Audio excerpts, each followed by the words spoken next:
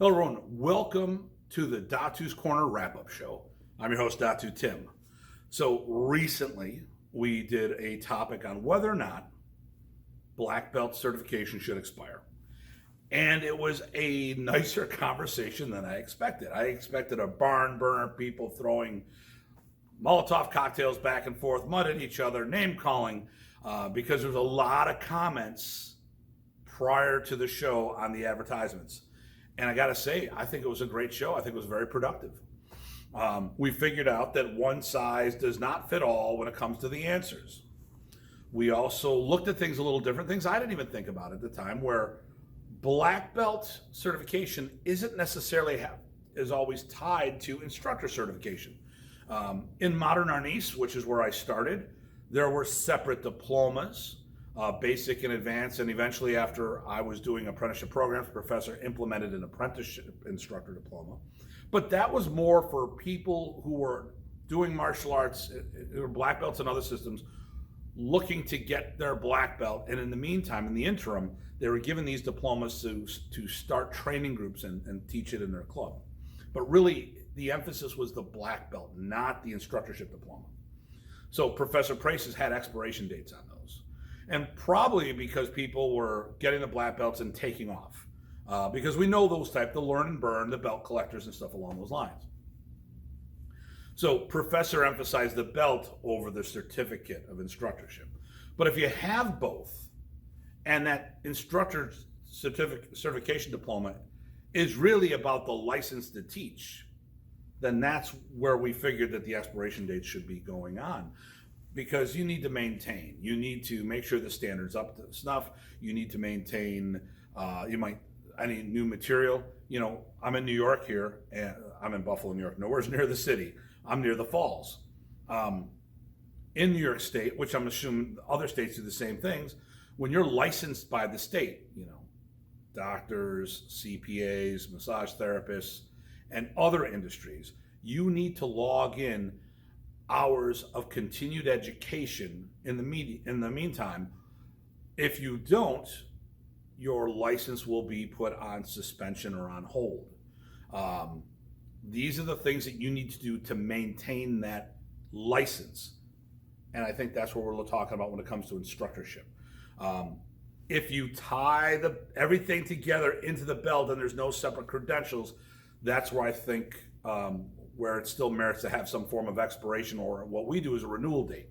Now, because we all agreed in the conversation, you forget things. I mean, how many of us could pass our high school graduation tests? I sure as hell couldn't. I'm not talking current ones because no one knows this new math and all this other stuff. It's another thing. A computer degree. What would the value of a computer degree from the 80s be today in 2021? Okay. Some certification is no longer relevant because of advancements in their fields. If your martial art is a living, breathing art like modern Arnis was, that it kept evolving, then you need to do things to maintain, or your knowledge may no longer be relevant. Now, it doesn't mean that you couldn't be the historian teaching a different era. And that'll be a topic when we talk about when we do the Datu's Corner about training in the Philippines, whether it's a necessity or a waste of time and effort. But in this conversation, we need to figure out, if you look at Bruce Lee, he had people like Jerry Petit who learned it in one era and never changed it because he was more of the martial historian. And other people like Guru Dan who kept evolving. And even though it's built on the same concepts, there's certain things that people wouldn't have depending on when they trained and what era and stuff like that. So, what good came of this? Well, I'm looking at things in my organization. So currently we have a renewal date on the diploma for our black belts. I'm thinking about making that into a testing date as a guideline when you should be eligible for testing, because there's time, you need to put in a certain amount of time and a certain amount of effort. Now, just because we put the target date, which that's probably going to turn into, doesn't mean that you'll be eligible at that time. That's the minimum time requirement to get to that point. You still need to have the physical advancement. And then I'm probably going to be doing a separate certification for instructorship. You know, when we inherit things from our predecessors and we change things, even if it's for the good, sometimes, you know, you say, well, this is for evolution. And other people might say, well, you're being a heretic. Why change something that's already there? It worked for them. But times change and we have to evolve with them. So I am looking forward to more of these conversations. I think it really inspired some good dialogue. And I'm planning on continue doing this wrap-up show so then we don't have to watch an hour to get to the point. All right. So I hope everyone enjoyed this. Please, you know, like and subscribe. Share this video anywhere you can. Make sure you get this on our YouTube. I am doing live broadcasts on Facebook.